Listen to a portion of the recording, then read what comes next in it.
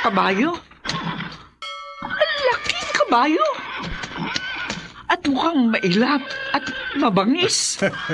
Huwag kang matakot, Emmy. Nakakulong naman po sa kwadra ang kabayo, ma'am. Ito ang sorpresa kong sinasabi ko sa iyo. Nagkataon lamang na gabi nang i-deliver dito.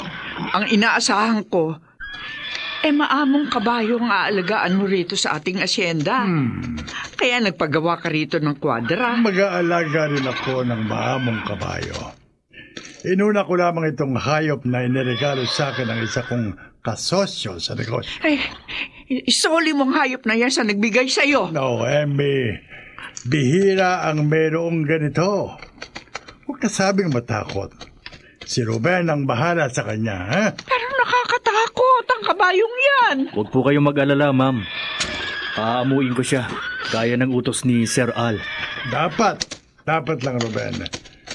Sayang lamang ay pinasasweldo ko sa iyo kapag hindi mo napaamong hayop na yan. Bakit bang ngayon mo pa naisipong mag-alaga ng mabangis na hayop? Kung kailan balak mong magbakasyon dito sa asyenda ng pamilya ng anak mo si Art. Adventurero din kagaya ko si Art. Malamang matuwa rin siyang mag-alaga tayo ng mailap at mabangis na kabayo. Ay, ewan ko sa iyo, Al. Sana naman huwag mangyari yung kinatatakutan ko na ano, Emmy? Na ang malaking kabayong yan ang maghatid ng lagim sa lugar na ito.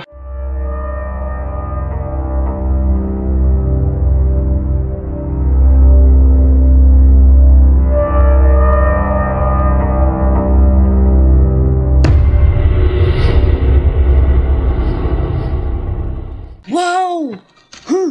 Ang ganda! Daddy! Mami! Ang ganda-ganda po! Para naman ngayon ka lang nakarating dito sa asyenda ng Lolo Almo Jr. Oo nga naman, anak. Taon-taon nagbabakasyon ng family natin dito. Hindi ka na nasanay sa magagandang tanawin dito. Mami, ang sinasabi ko pong maganda, yung alaga ni Lolo Al, dun sa kwadra, yung malaking horse. Naku, nakakatakot ang hayop na yon. Mukhang mailap at mabangi. Parehong-pareho kayo ni Mama. Natakot sa mababangis na hayop, Mia. Mukhang mabait naman po yung horse na yun, Mami. Pwede po kaya muna ni Daddy magbalik sa bahay, Mami? Ay, naghihintay sa atin doon ng lola mo. Ay, babalik po muna ako dun sa kwadra. Titingnan ko lang po yung malaking horse. Huwag na, anak. Naroon naman po si Lolo Al eh. Huwag kang makulit. Mia, pagbigyan mo ng anak mo. Ngayon lang kasi siya nakakita ng malaking kabayo sa personal. Ilalagay mo ba sa peligro ang buhay ng anak mo? Hindi, sasamahan ko siya sa kwadra para hindi ka mag-alala. Art. Sabay-sabay na kami ni Papa na babalik sa bahay mamaya. Okay?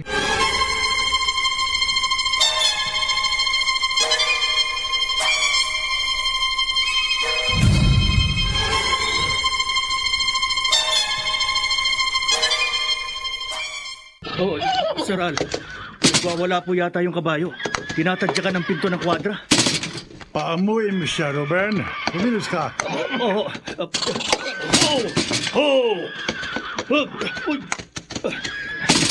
sir, lalong nagwala kabayo.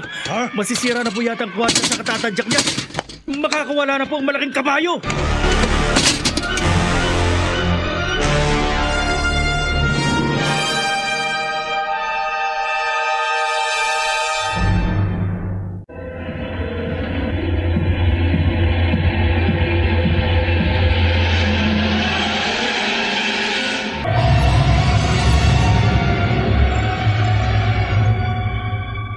Ay, salamat. Huminto sa pagwawalang kabayo.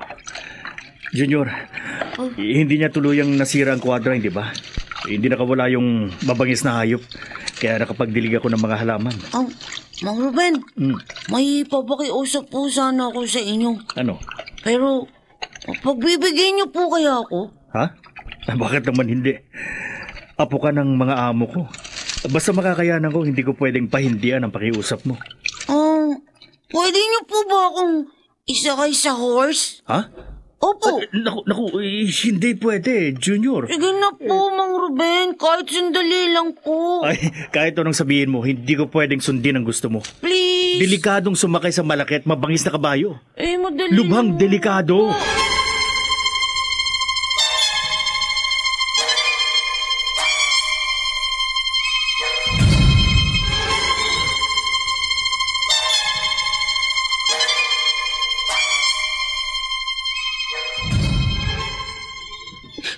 Lolo Al. Ayaw pong sundin ni Mang Ruben yung pakiusap ko. Talagang hindi ka niya susundin, Junior. Gusto ko pong sumakay sa malaking horse, Lolo. Magpapahanap ako ng maliit at maamong kabayo na pwedeng sakyan mo. Nakasakay na po ako sa maliit at maamong horse. Gusto ko naman po maranasang makasakay doon sa malaking horse. Lolo, sige na po. Sige na, please. Huwag mong kulitin ang lolo mo. At huwag mong kagalitan ang anak mo. Hindi po lahat ng gusto niya masusunod, Papa. Nayaan mo.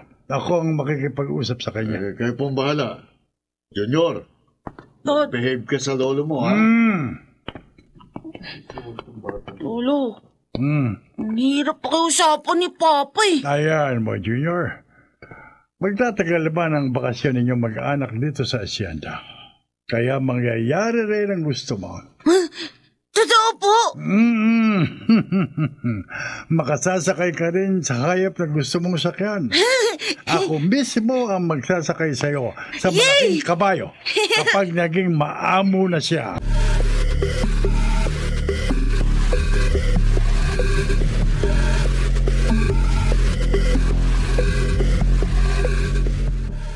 Anong mahirap ang sinasabi mo, Ruben?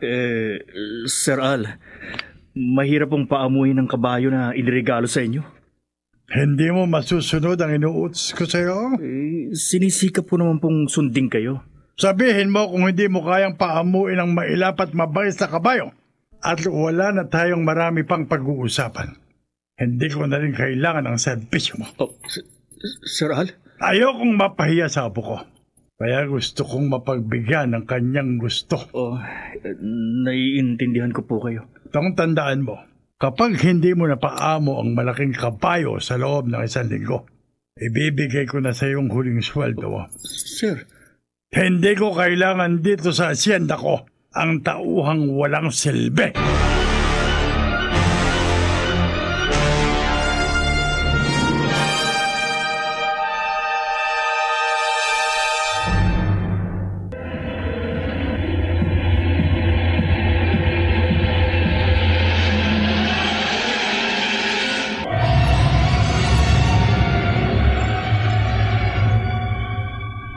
Sa tagal nagtapat na paglilingkod ko dito sa asyenda, palalayasin ako.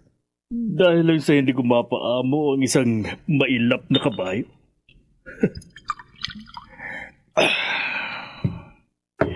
Walang konsiderasyon si Sir Al. Wala kayong utang na loob. Walang kwentang amo. Naparami na yata ang nainom ko.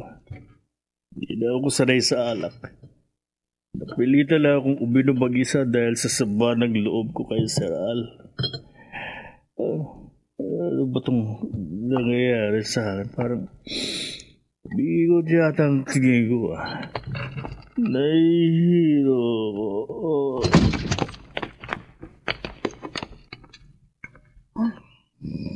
Nakatulog na si Mang Ruben. Kukunin ko ang susi sa bulsa niya. Ito yung susi. Pupunta ako sa kwadra. Sakto, natutulog na rin si na Mami at Daddy. Pakakawalan ko yung horse. Sasakay ako sa malaking horse. Ito. Ayun. Bukas ng kandado sa kwadra. Hoy! Horse! Labas na! Labas ka na dyan sa kwadra! Lumabas ka na para makasakay na ako sa likod mo. Oh, no, galit yata sa akin ng horse. Nilisig ang mga mata niya. Tatadyakan ako ng horse!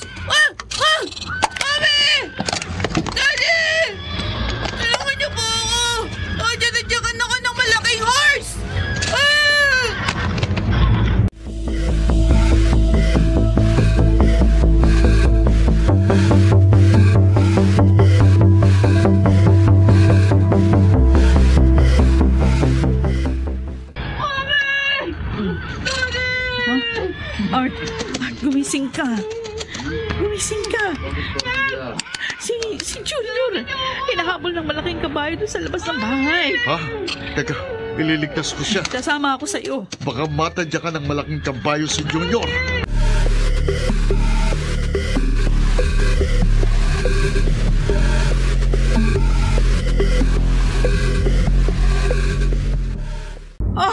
Junior! Mia, lumayo ka rito. Art, natadya ka ng malaking kabayo, anak natin. Pasunodin sa atin ang nag-uuramentadong hayop. Ay, tatadya ka din tayo ng kabayo! Ilang!